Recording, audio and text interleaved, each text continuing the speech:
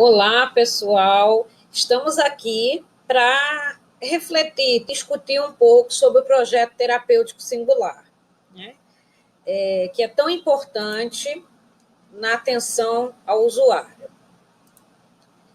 O projeto terapêutico singular ele está inserido na cartilha do Ministério da Saúde, chamada Clínica Ampliada, Equipe de Referência e PTS, que foi publicada, né, pelo PNH, Política Nacional de Humanização, em 2008. E aqui está a capa dele. O projeto terapêutico singular já foi projeto terapêutico individual, né? Mas hoje nós tentamos atender a singularidade de cada indivíduo. Então, passou a se chamar projeto terapêutico singular. O projeto terapêutico singular possibilita três coisas muito importantes. A reinserção psicossocial do indivíduo com sofrimento mental no contexto sociocultural, seja ele usuário de drogas, tenha transtorno mental, maior autonomia do usuário e a construção de uma clínica interdisciplinar. Essa clínica, ela prescinde da isonomia de poderes entre os profissionais da equipe. Então, todos os profissionais têm igual importância e devem opinar na construção do PTS. Qual seria, então, a definição de PTS? Né? Ele é um conjunto de condutas terapêuticas articuladas para o sujeito ou o coletivo. Então, a gente pode fazer um PTS para o indivíduo e pode fazer um PTS para a família também, muito utilizado no PSF. Resultado de uma discussão interdisciplinar, tem que ter vários profissionais de áreas diferentes, onde todas as opiniões propostas são importantes para tentar entender o sujeito. Tá? Então, o PTS é uma ferramenta para a realização de ações e cuidados em saúde, com base na abordagem centrada na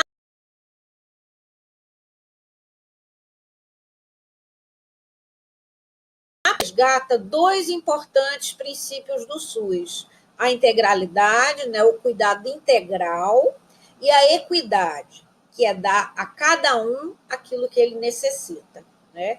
Por isso que ele é um projeto singular. Qual é a importância do projeto terapêutico singular? Ele tem uma função estratégica no planejamento do cuidado, né? Tanto na saúde mental como no programa de saúde da família. Ele tem um papel de articulador de rede e principal responsável por atuar e pensar a clínica de atenção em saúde mental. Então, as nossas ações têm que ser baseadas neste PTS. Né? É um trabalho baseado em processos mais simples e eficientes do cuidado, porque muitas vezes a gente pensa que o indivíduo precisa de coisas altamente complexas, né? Que ele não vai ter acesso, que nós não vamos conseguir fazer ele ter acesso, mas, na verdade, às vezes, pequenas mudanças na vida do indivíduo vão fazer uma grande diferença e vão fazer ele avançar muito. Então, a gente precisa pensar em processos simples, né? O PTS é um desafio em saúde mental e ele também necessita que, para que consigamos construí-lo e executá-lo, que cada um de nós se humanize. Né? É a Política Nacional de Humanização. Então, o projeto terapêutico singular ele está baseado nesses 4 passos aqui. Tá? Fazer um diagnóstico situacional do indivíduo, que seria um histórico, para você entender o contexto em que ele está inserido, como o problema dele surgiu, qual é o problema dele. Né? A partir desse diagnóstico inicial, a gente definir metas dentro do PTS dele, né? Metas com grau de importância, o que é mais importante a gente deve fazer primeiro, dividir as responsabilidades, criar um cronograma, né? Então, quem vai fazer o quê e até quando será feito, para depois dessas datas a gente passar sempre a reavaliar o PTS, ver no que ele está dando certo e no que a gente precisa mudar. Né? Então, o usuário como protagonista protagonista no cuidado em saúde mental. É muito importante que a gente faça o indivíduo se sentir participante do seu processo de saúde, participante da elaboração do seu PTS e das reavaliações, né? Cria-se a necessidade de desenvolver ferramentas para que a clínica e a gestão do cuidado sejam pensados de modo a valorizar o conhecimento e a história de vida do usuário. É por isso que o projeto é singular, que ele é feito para cada pessoa. Isso é importantíssimo. Então, o projeto terapêutico singular ele vai se desenvolver em 4 momentos. O momento inicial vai ser o momento do diagnóstico. Nesse momento, a gente deve fazer uma avaliação orgânica, psicológica e social do indivíduo para tentar captar esse sujeito singular. Quem é ele? Como ele se produz diante das forças, como a sua doença, os seus desejos, seus interesses, e o trabalho, a cultura, a família, Então, esse diagnóstico é tentar entender o que o sujeito faz de tudo que fizeram dele, desse contexto, desde que ele nasceu até o momento atual, quando nós estamos fazendo o acolhimento e tentando captar essa singularidade. Então, num segundo momento, a gente vai definir metas para o PTS, Uma vez estabelecido um diagnóstico inicial, a equipe faz propostas de curto, médio e longo prazo, que serão negociadas com o sujeito pelo membro da equipe que tiver maior vínculo com ele, Geralmente é o técnico de referência. No terceiro momento, a gente vai dividir as responsabilidades. A gente tem as metas estabelecidas, quem vai fazer o quê e até que prazo. Por que a gente faz esse cronograma? Esse cronograma é a nossa base.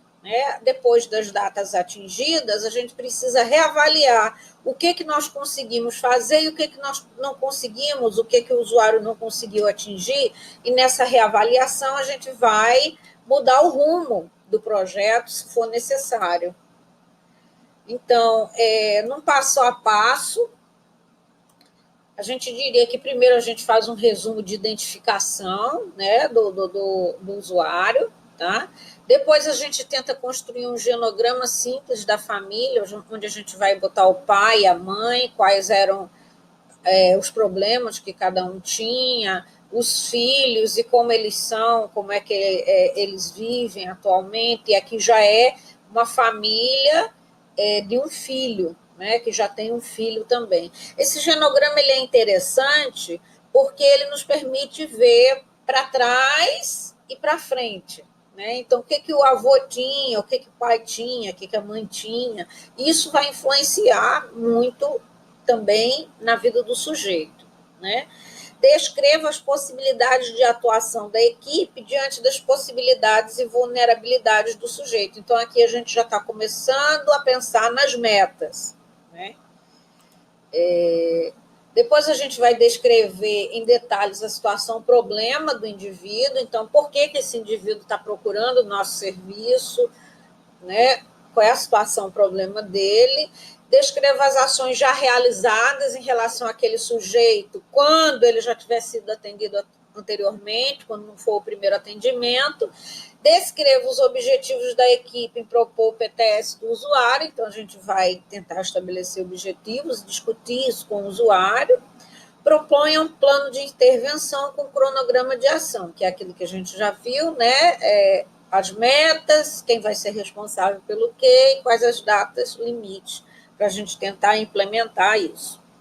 Descreva as pactuações a serem feitas entre equipe, usuário e família. Então, a gente também precisa chamar a família para esse PTS, precisa inserir a família. Quando o usuário não tiver família, a gente deve ir atrás, deve buscar isso. Então, aqui do lado direito, o projeto terapêutico ele é baseado na escuta da pessoa, a gente identificar os valores, os desejos, os vínculos que estão mantidos, os que estão rompidos, depois fazer uma discussão em equipe, e todos os profissionais podem opinar, cada um na sua visão, na sua profissão, e tentando ajudar de alguma forma esse indivíduo. Isso é muito importante. Aí a gente vai para a nossa pergunta, né? Como é feita a construção desse PTS? A gente está vendo. Quando acontece a sua construção e quem participa da construção? Vamos tentar avaliar cada uma dessas perguntas. Então, como é feita a construção? Em alguns serviços, o PTS ele é construído por um único profissional no momento do primeiro atendimento presencial ao usuário no serviço, que é justamente o momento do acolhimento. E é revisado por uma comissão interdisciplinar que tem 3 profissionais de áreas diferentes.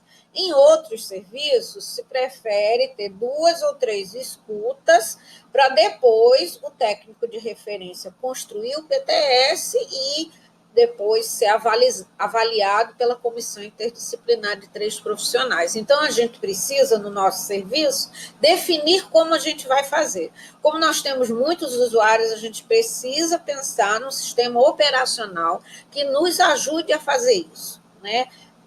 Vamos fazer de todos ao mesmo tempo? Vamos fazer das pessoas os casos mais complexos primeiro? A gente precisa discutir e fechar sobre isso, né? No PTS, o usuário é participante na construção do seu próprio PTS, né?